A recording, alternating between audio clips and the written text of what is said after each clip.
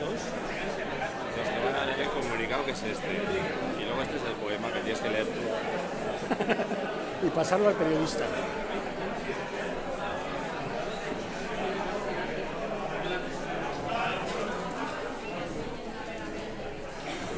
Un poquito el micro.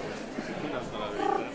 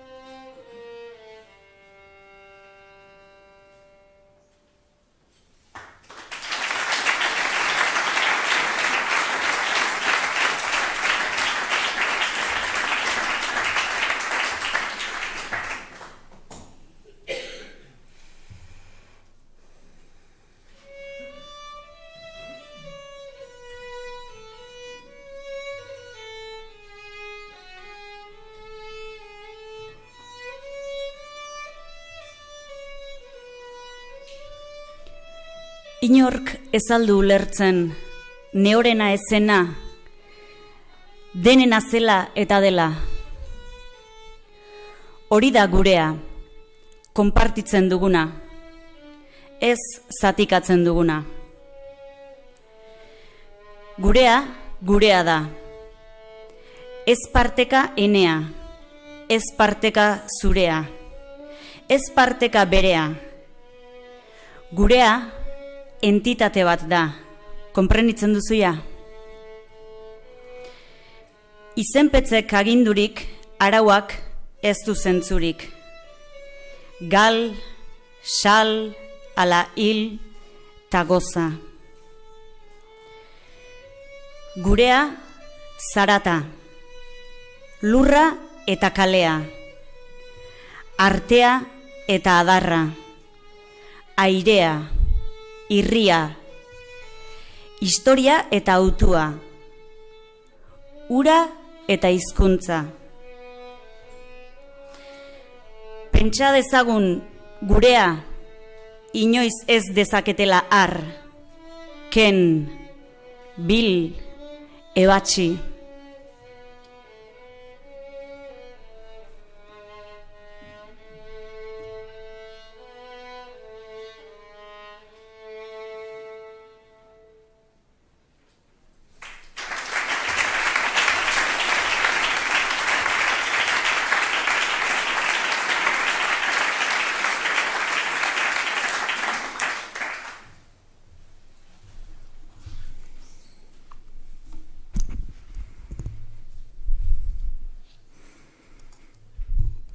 Kaixo, arratsaldeon, eta eskerrik asko gaur gurekin batera hemen egoteko hautua egin duzuen guztioi.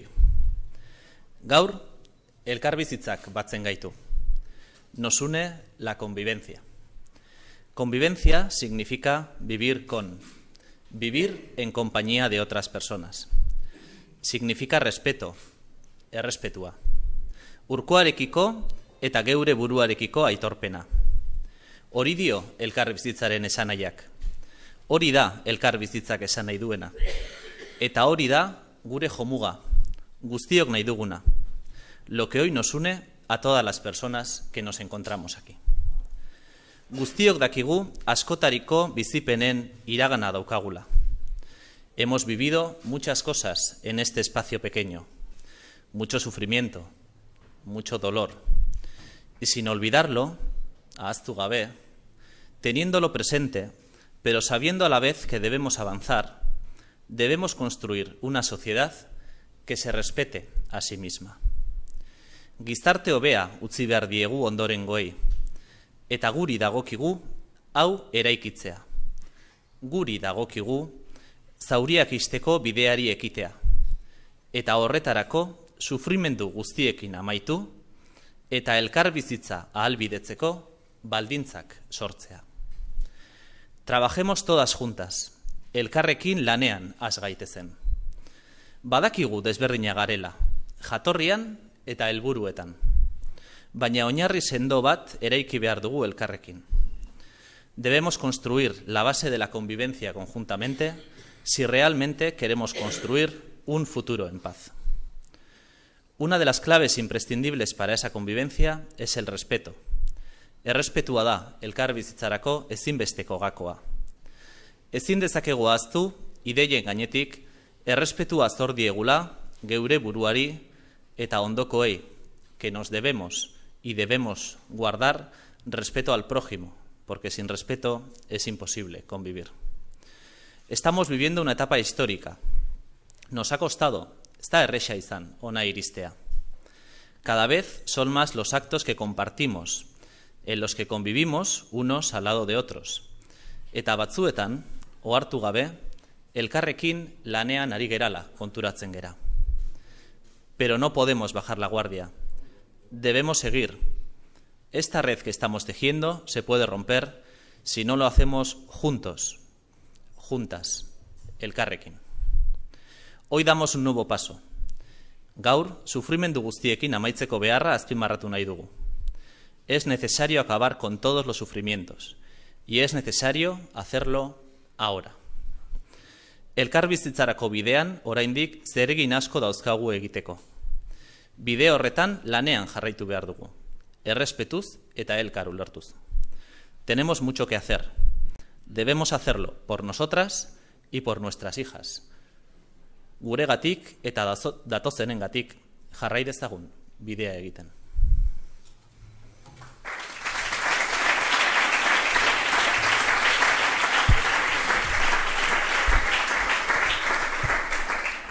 Egunon, bon après-midi à toutes et à tous. Et nos remerciements les plus chaleureux à vous qui avez fait le choix d'être aujourd'hui avec nous. Aujourd'hui, c'est le vivre ensemble qui nous unit. Le vivre ensemble signifie vivre avec, vivre en compagnie des autres. Cela signifie le respect. Le respect est la reconnaissance de l'autre et de soi-même. C'est la signification du vivre ensemble. C'est ce que le vivre ensemble veut dire et c'est aussi notre objectif, ce que toutes et tous nous voulons, ce qui nous unit toutes les personnes rassemblées aujourd'hui ici. Nous savons toutes et tous que notre passé est fait d'expériences diverses. Nous avons un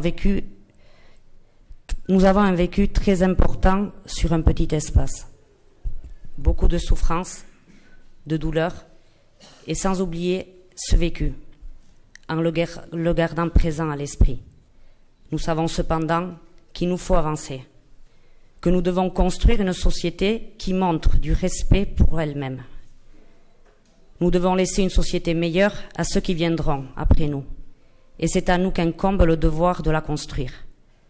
À nous de faire le chemin qui amènera la cicatrisation des plaies en mettant fin à toutes les souffrances et à nous de faire naître les conditions qui permettront le vivre ensemble.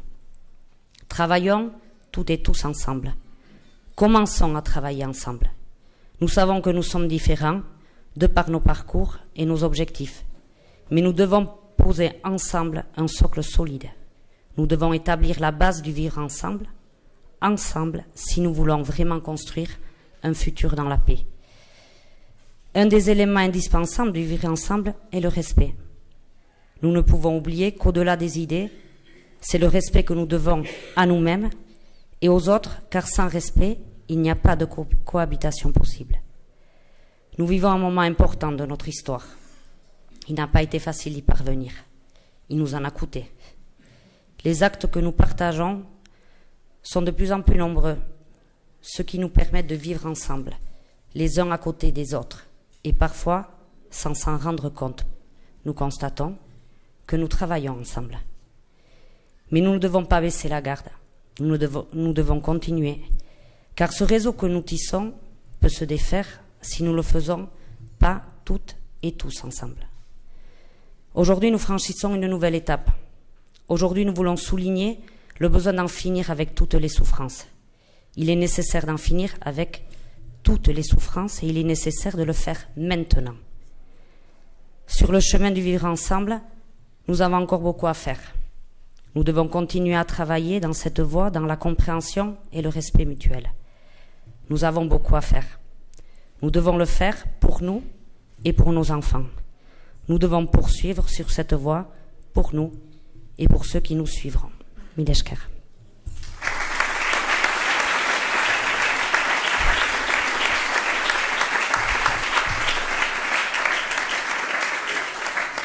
Hortan bukatuko da ekitaldi hori, manifestaldira joan aintzin eskatuko izuegu ateratzea eta denek batera argazki baten hartzera. Eta berriz ere, mila esker eta istantarte.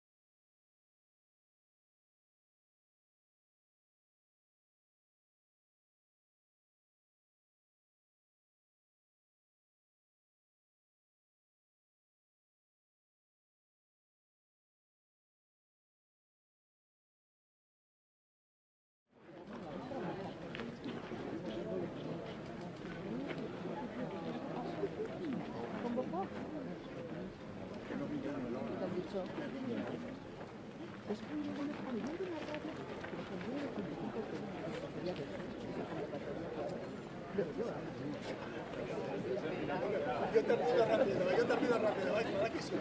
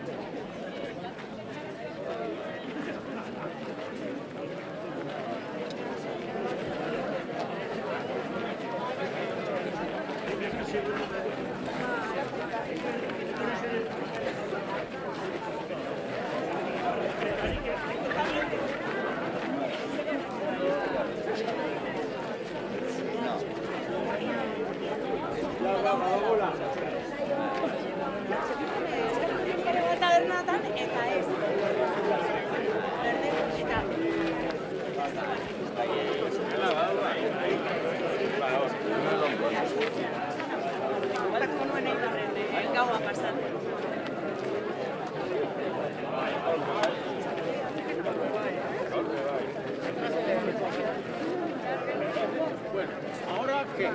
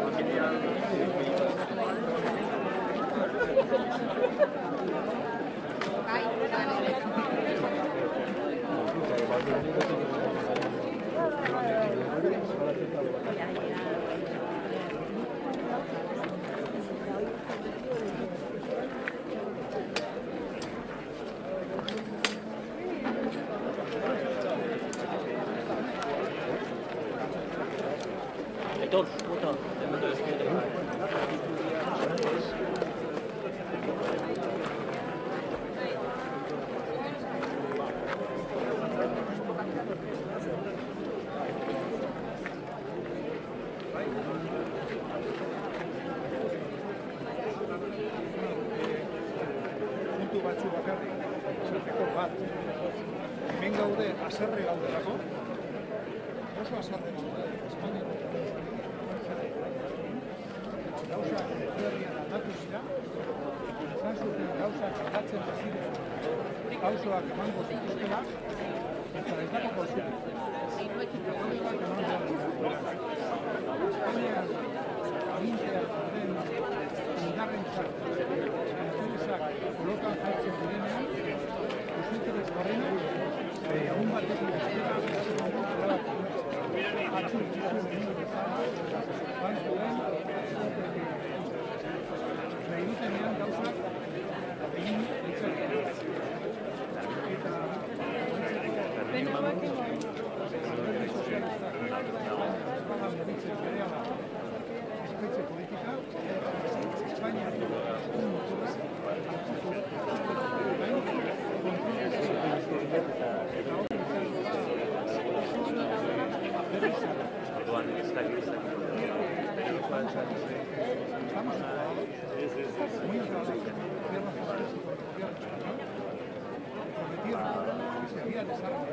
habría cambio en la política prometieron que si ETA empezaba su actividad habría cambio en la política pero hay ningún cambio en la política me parece muy grave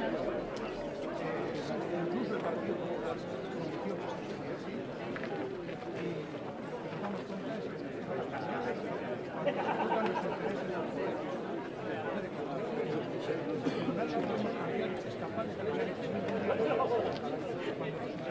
sus intereses están en juego, no hay políticas, no hay estabilidad, no se presta a juego de que ellos quieren hacer. Es un escándalo, no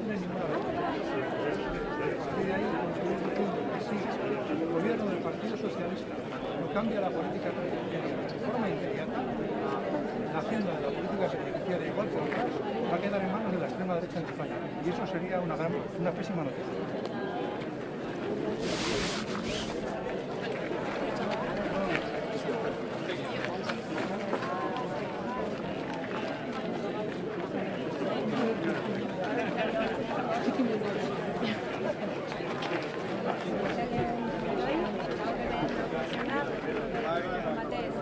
Presoen eskubideen alde mobilizatzera etorrita, eta baita ere, sindikatu moduan, orain presoak dinamikarekin bat egiten dugulako. Dinamika honekin bat egiten dugu, pentsatzen dugulako, mobilizazio soziala dala giltza estatuan janera aldatzeko, eta mobilizazio sozialaren garrantzi hori azpimarratzeko ere dinamikarekin bat egitea. Momentu honetan, giza eskubideen alorrean ematen ari da urraketa nabarmenena euskal preso politikoekiko suertatzen ari den urraketa hori da. Urraketa hori da, momentu honetan, oztoporik handiena, elkarbizitza demokratiko bat eraiki ahal izateko. Eta horregatik, berriro ere, hemendik, salatzea, soeren gobernuaren jarrera, mugimendu txikiren bat eman izan badu ere, presoen gaiarekiko konponbidean jartzeko inolako borondaterik erakusten ez duelako. Gaur-gaurkoz oraindik ere salbuespenezko legedia aplikatzen jarraitzen zaielako presoei, eta espetxe politika model bat aplikatzen jarraitzen dalako. Lehenik eta behin, urrats batzuk ematea ezinbestekoa da, denboran gehiago luzatu gabe. Urrats horien artean batez ere 3 neurri aipatu nahiko genituzke, lehenengoa preso gaixoak etxeratzea, bigarrena dispertsio politikarekin amaitzea, eta hirugarrena autoko gradoen sistemarekin bukatzea. Preso politikoen gehiengoa, 96%, lehen graduan dago, erabat salbuespenezko neurria da hori, bestelako presoen gana joezkero 1% bakarrik aurkitzen da gradu horretan sailkatua, eta sistematikoki bukatzen ari zaie gradu aldaketaren eskaera. Eskaera individualak egiteko eskatzen zaie, baina gero erantzun kolektiboa jasotzen dituzte, eta ia guztiek bukapena jaso. Eta nik baita ere, bukatzen juteko balioan jarri nahiko nuke eta azpimarratu nahiko nuke gaur hemen bildugean eragile kopurua, zenolako pluraltasuna dagon, eta batez ere azpimarratu nahiko nuke esparru sindikalean ematen ari den konsensua, espetxe politika honekin amaitzeko, lehen esandako lehentasunezko neurri horiek eskatzeko, eta lehenengo aldia dalako, sindikatuen gehiengoa, sindikatu guztiak mobilizatzera elkartekin geratzen ari. Bueno, decía que hoy una vez más nos estamos movilizando para reivindicar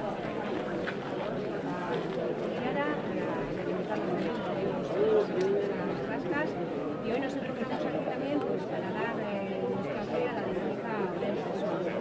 Dar nuestro apoyo a esta dinámica porque pensamos y entendemos que la movilización social va a seguir siendo clave para hacer cambiar la gestión de los gobiernos.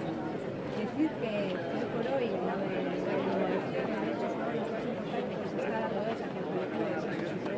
que ese es el principal obstáculo y el problema en estos momentos para avanzar hacia un escenario de paz y de por eso también se está decir que el gobierno de Pedro Sánchez sigue la máxima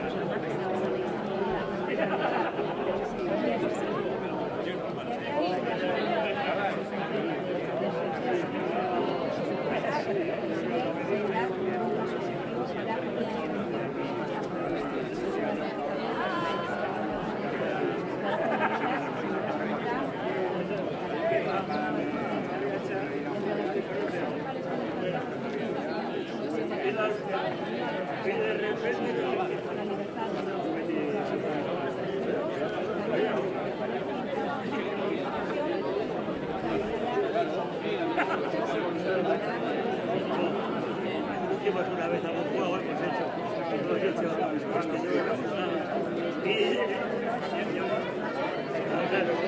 es un lío.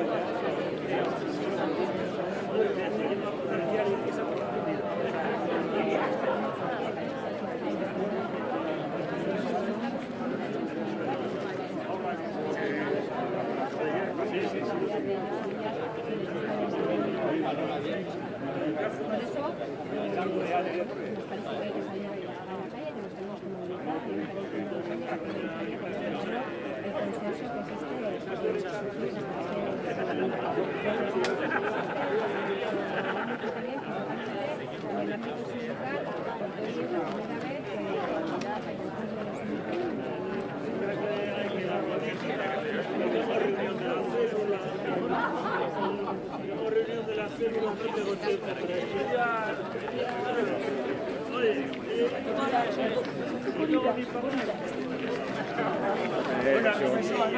¿Ya recibiste aquello? ¿Ya recibiste lo que te mandé? Sí, sí, sí. Sí, no era simplemente para que estuvieras. Sí, sí, ya lo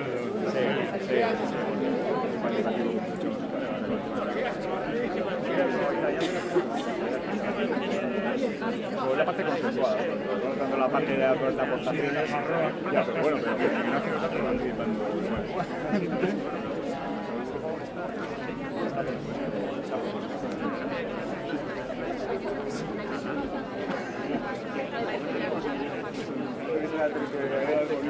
Bueno, una hora a decidir qué pasa con la autovía. Pues ya está, nos apuntas a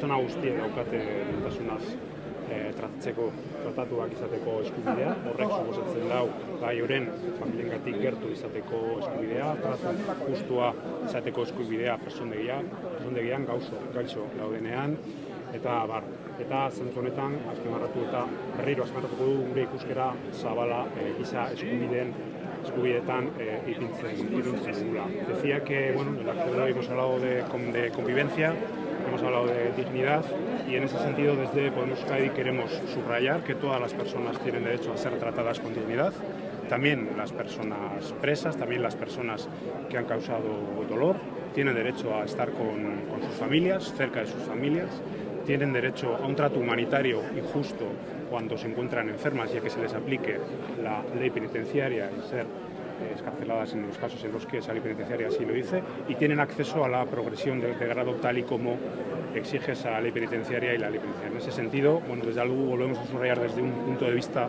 de derechos humanos integral, que siempre defenderemos los derechos humanos de todas las personas, también de todas las personas que están presas, y que entendemos que la política penitenciaria debe adaptarse a estos nuevos tiempos.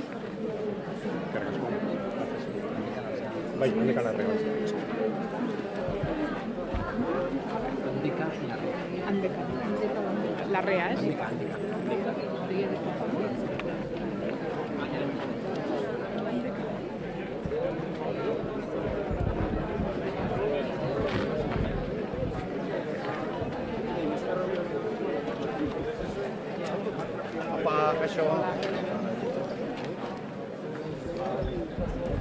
¿Queréis que lo coloquemos? Bai, aurrerago?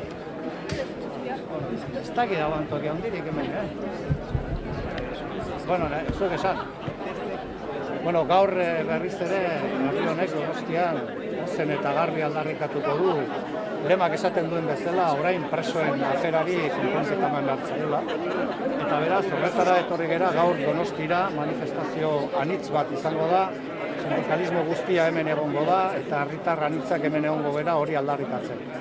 Gure ustez gaur, betetzen direnean 7 urte eta bere borroka armatua utzi zuenetik, garaia da, aspaldi da garaia, soluzio bidean jartzeko gatazkaren ondorioa.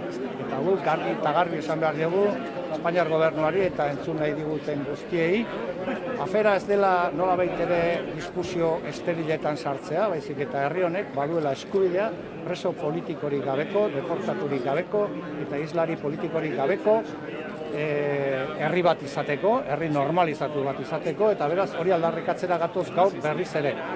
Eta Espainiar gobernuak entzun egin behar du herri honek esaten duena eta errespetatu behar du herri honek eskatzen duena.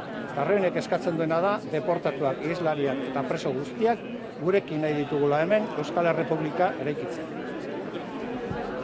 Decía brevemente que hoy otra vez en las calles de Donosti, decenas de miles de personas vamos a exigir lo que dice el propio lema de la manifestación, que ahora toca solucionar el tema de los presos, de los refugiados y de los deportados.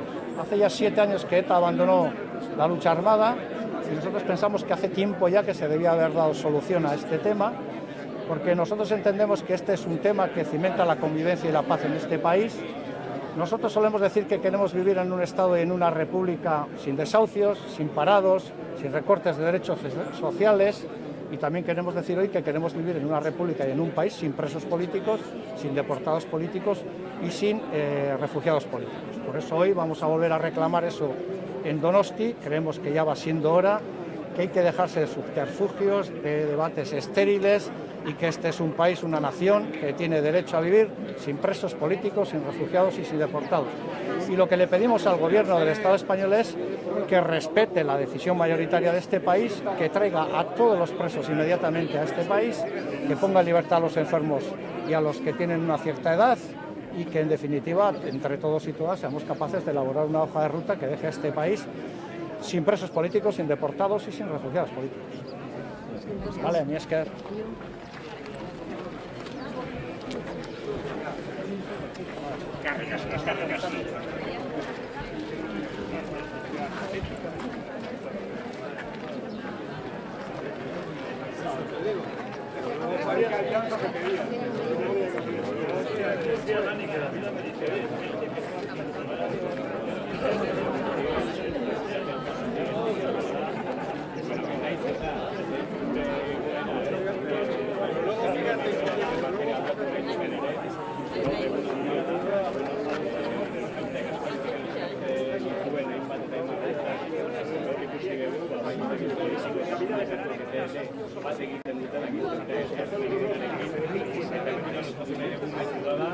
Euskal gizarteak behin eta berriz exigitzen duen guzti hau, Madridera iristea eta Madridek ere lehen pausoak ematen hastea, Euskal gizarteak behar duelako aurrera jarraitu eta espero dezagun lehen denok iritsi nahi dugun helmuga horretara iritsi ahal izatea, eta berriz ere esan, gaur egun importantzia dela, eta espero dezagun hori. Entzutea eta kaso egitea gaur esaten ari garen guztia.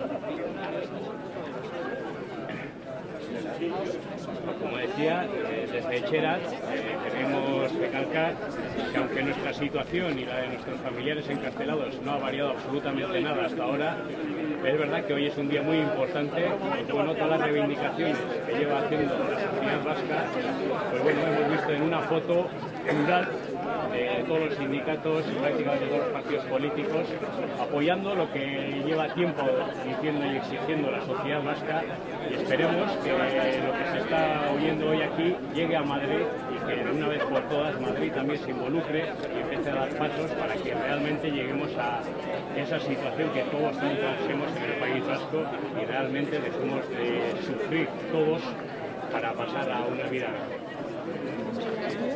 Utzi Errazkin, Etxerat elkartu.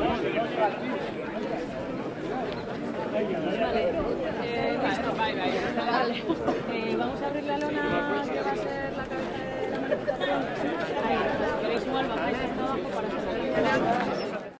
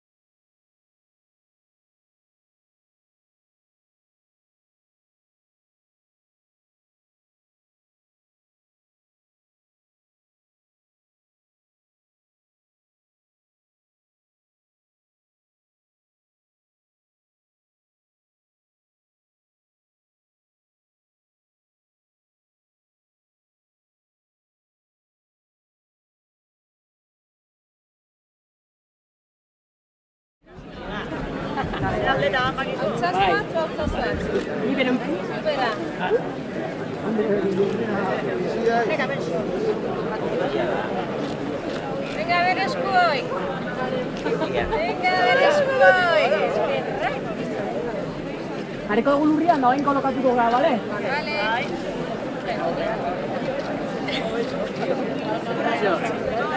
Bai, kolokatu ari.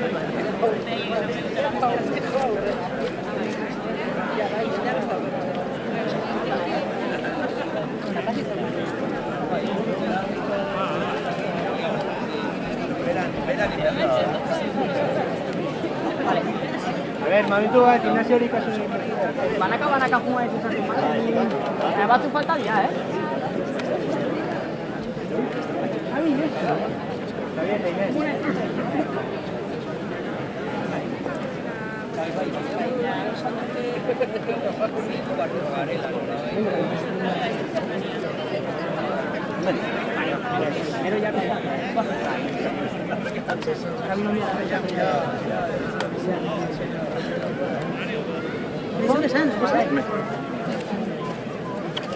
Dena izartu. Gozol, Inesen onduan jarri.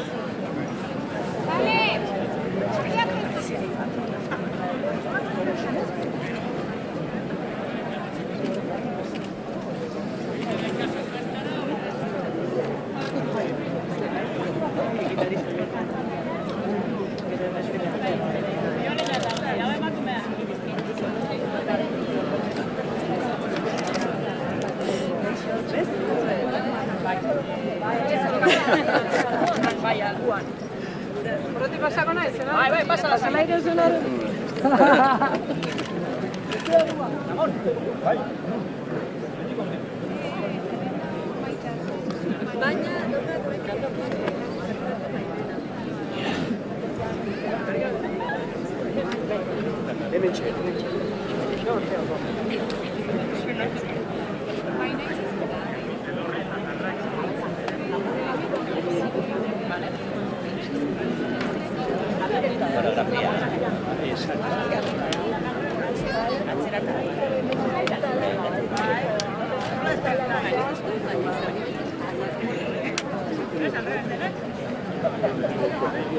Eskantarkiak ine, lasai.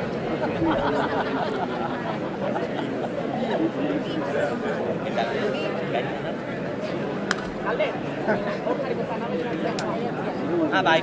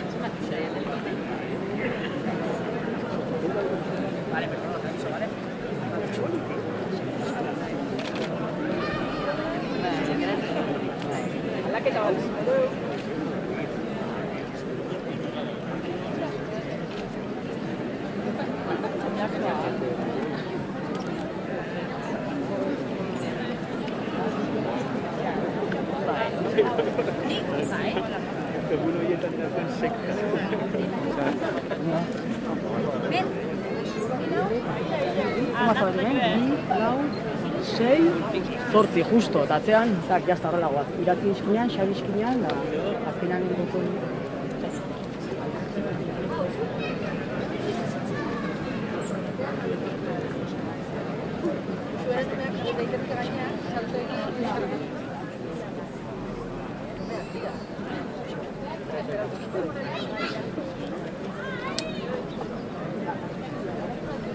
Baixe guaz, hain kelima dut izan.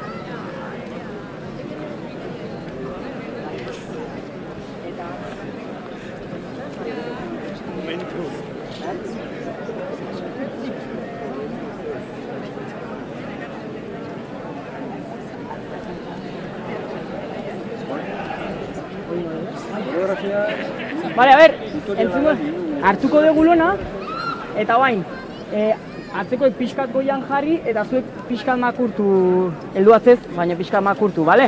Argazkia teatzeko horrekin. Makurtua, zuek lurrea hori da, hola, oso denez. Hola, denemo harrapatu zu.